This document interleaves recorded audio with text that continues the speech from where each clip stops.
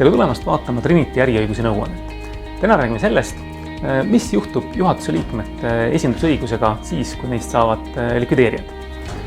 Üldreeglina on äriühingu likvideerijateks tema juhatuse liikmed ja äriseadus ütleb, et juhatuse liikmetest likvideerijate esindusõigusega midagi ei muutu.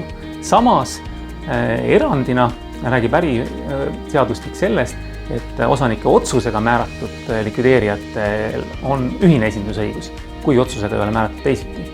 Seega, ja seda ma tean rääkida enda isiklikust negatiivsest kogemusest, et kui juhatuse liikmed määratakse likvideerijateks osanike otsusega, siis kehtibki sama erand ehk siis ühine esindusõigus. Seega, kui soovite, et juhatuse liikmed likvideerijatena oleksid igaüks eraldi esindusõiguslikud, siis ärge juhatuse liikmeid osanike otsusega likvideerijateks määrake. Kui on keeruline ja mingid muud küsimused tekkinud, võtke meiega ühendust. Aga muidu näeme järgmisel neljapäeval.